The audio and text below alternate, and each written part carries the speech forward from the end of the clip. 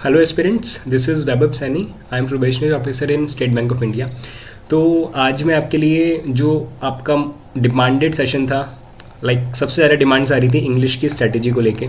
तो आज मैं अपनी स्ट्रेटेजी बताऊंगा, कैसे मैंने बिना एडिटोरियल पढ़े, बिना वोकेबलरी याद किए इतने सारे बैंकिंग 3-4 बैंकिंग एग्जामिनेशंस क्लियर किए हैं, ना कि केवल प्रीलिम्स बल्कि मेंस भी और इंटरव्यू भी।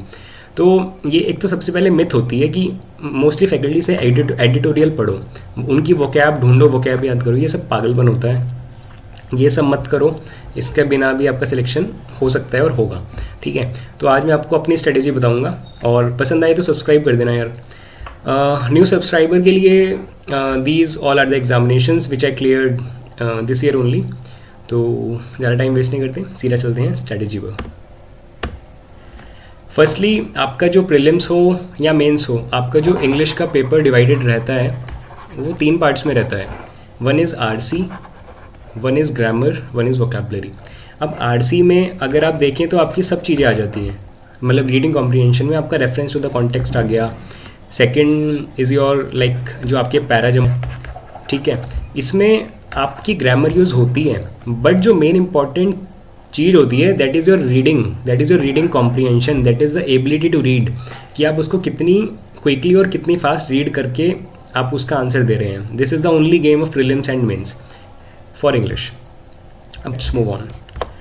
फर्स्टली, एडिटोरियल यार देखो, मैंने तो कभी नहीं पढ़ा, 1-2 बार पढ़ना शुरू करा था, उसमें इतनी सारी वोकैबलरीज होती हैं, डिक्शनरी में लेके बैठता था, 1 घंटा लग जाता था, फिर उनके मीनिंग्स लिखो, याद करो। और जो मेरा पर्सनल एक्सपीरियंस रहा है वो वर्ड्स एग्जाम में मुझे तो कभी देखने को मिले नहीं। अगर मैंने 1000 वर्ड्स लिखे हैं, उनमें से एक वर्ड मुझे एग्जाम में मिल गया तो वो मेरे लिए उसने केवल मेरा टाइम वेस्ट करा है, उसने मुझे 1 नंबर नहीं दिया, उसने बल्कि मेरा जो रोज़ का 1 घंटा वेस्ट होता था वो उसके लिए जिम्मेदार है। तो मैंने तो फिर एडिटोरियल पढ़ना अवॉइड कर दिया था। बट अब जो टीचर्स हैं वो क्यों कहते हैं कि आपको एडिटोरियल पढ़ना है, इसके पीछे एक हिडन रीज़न है। इंग्लिश का जो पूरा पेपर, अभी मेरे ख्याल से आप सब बिगनर्स होंगे और आपने अभी मेंस का पेपर फेस नहीं करा होगा। जो इंग्लिश का सेक्शन आपका मेंस में आता है ना, that is totally dependent on your reading capability, on your reading, वो भी आपको समझने में टाइम लग जाएगा। तो इसके लिए टीचर्स बोलते हैं कि आपको अपनी रीडिंग एबिलिटी बढ़ानी है, रीडिंग स्पीड बढ़ानी है, इसलिए वो एडिटोरियल की तरफ आपको लेके जाते हैं।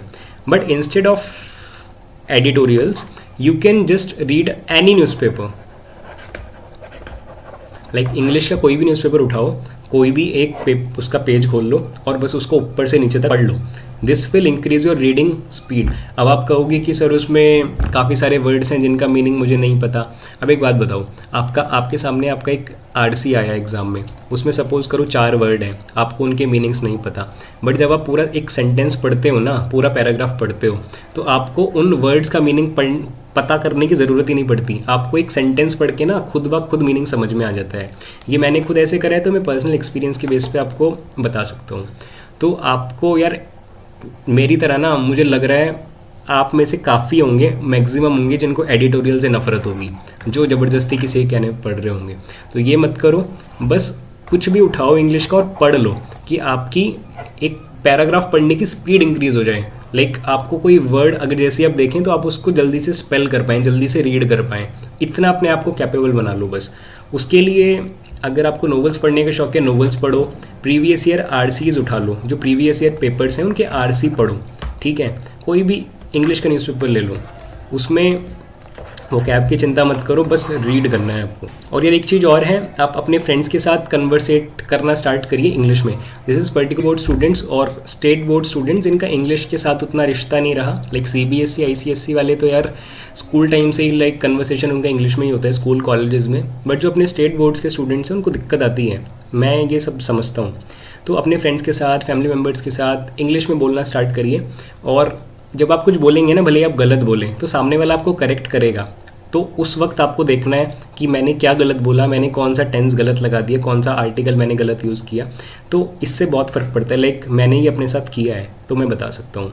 तो ओवरऑल एडिटोरियल मत पढ़ो, मन नहीं कर रहा, मन कर रहा है पढ़ लो, ज़बरदस्ती मत पढ़ो। इंस्टेड ऑफ दिस बस आप कुछ भी रीड कर लो, अपनी रीडिंग स्पीड और रीडिंग कैपेबिलिटी बढ़ा लो। This is the first fundamental of cracking English exam. Moving on to the second point, this is about grammar. अब जो मैंने किया था मैं वो बताता हूँ। निमिषा बंसल मैम है, one of the best faculty of English in India. Like आप इनके व्यूज़ या सब्सक्राइबर जो भी देख के पता लगा सकते हो। मैंने इनके 120 रूल्स की ग्रामर वाली वीडियो के नोट्स बनाए थे। लाइक अब जब आप इसके नोट्स बनाने बैठेंगे ना, आपके भर जाएंगे आई थिंक रजिस्टर के 50 to 60 पेजेस।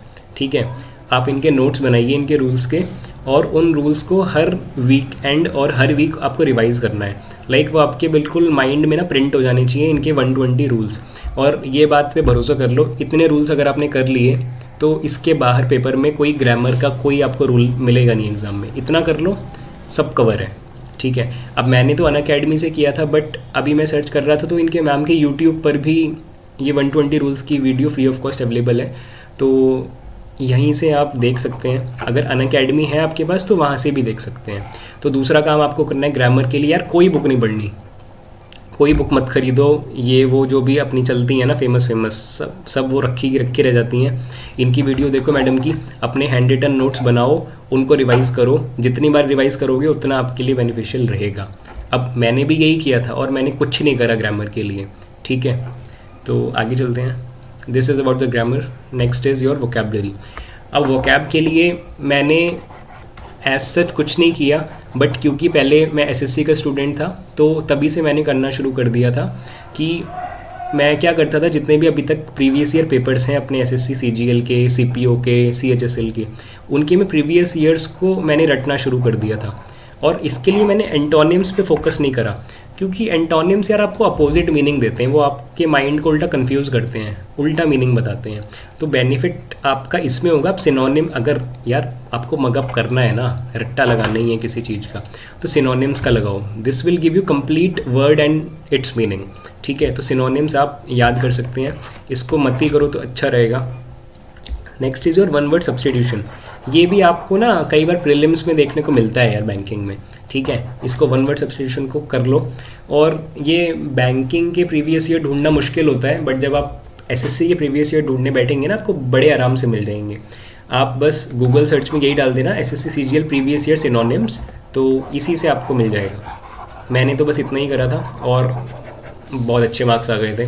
फालतू किसी को कुछ भी पढ़ने वढ़ने की ज़रूरत नहीं है, वो कैब यहाँ से करो, अगर मन है तो करो, अगर नहीं करना वो कैब तो काम चल जाएगा यार। एक आरसी में 2-3-4 वर्ड्स होते हैं जिनका आपको मीनिंग समझ में नहीं आएगा, उन्हें छोड़ दो, उन्हें छोड़ के भी आप पूरा सेंटेंस पढ़ के उसका मीनिंग पता लगा सकते हैं। ये आपकी वोकैब हो गई। मैंने आपको बताया एडिटोरियल मन नहीं कर रहा मत पढ़ो, बट आपको न्यूज़पेपर रीड करना है, नोवेल रीड करनी है। ठीक है, या आपको कुछ भी मिले, स्टोरी मिले, नोवेल मिले, कुछ भी मिले, आपको बस रीड करना है। अगर आप एडिटोरियल भी पढ़ रहे हो ना, तो उसकी बस एक सिंगल रीडिंग कर लो, जितनी स्पीड में आप कर सकते हो।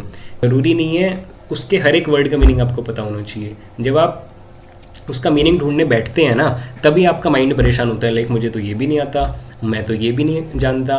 तो यहाँ से आपका डीमोटिवेशन लेवल स्टार्ट हो जाता है राइज होना।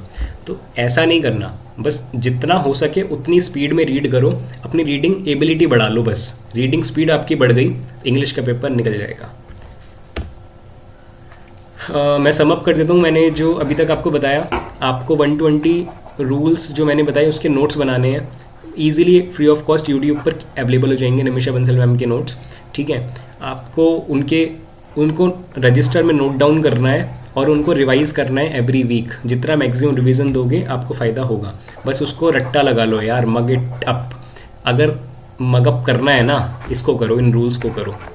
Next, if you want to learn the synonyms and don't learn the antonyms. Opposite meaning देंगे, आपको कन्फ्यूज़ करेंगे और कुछ नहीं होना। सिनोनिम्स याद करो और वन वर्ड सब्स्टिट्यूशन याद करो। और रोज़ आपको कुछ ना कुछ पढ़ना है, न्यूज़पेपर, नोवेल, मैगजीन, जो मर्जी पढ़ो, बट पढ़ना है आपको, इंग्लिश की रीडिंग करनी है। मेरी बात मान के चलो, भरोसा कर लो, रीडिंग स्पीड बढ़ा लो, पेपर में मार्क्स अपने आप ज़्यादा आएंगे। बस रीडिंग पे फोकस करो और कुछ मत करो, और ग्रामर पे कर लो, इन 120 रूल्स पे कर लो, पेपर निकलेगा, बड़े प्यार से निकलेगा। ठीक है, कुछ भी पढ़ो बट पढ़ो। और इसके बाद आपको क्या करना है, कोई भी जिस भी प्लेटफॉर्म पे आप पढ़ रहे हैं, यूट्यूब पर, अनअकैडमी पर, अड्डा, जो भी है, एक कोई पर्टिकुलर इंग्लिश का फैकल्टी, इंग्लिश का टीचर सेलेक्ट कर लो। Teacher is a wrong word, faculty is a correct word. Select a faculty and practice from his recorded videos. अब देखो, आप लाइव वीडियोज़ देखने बैठते हो यार, आपको खुद पता है कभी टीचर लेट आ रहा है, कभी बीच में नेटवर्क चला गया, फालतू का ड्रामा, टाइम वेस्ट होता है। मैं क्या करता था, रिकॉर्डेड सेशंस से देखता था। कोई भी टीचर ले लो, प्रीवियस उसके रिकॉर्डेड सेशंस उठा लो और डेली आपको प्रैक्टिस करनी है।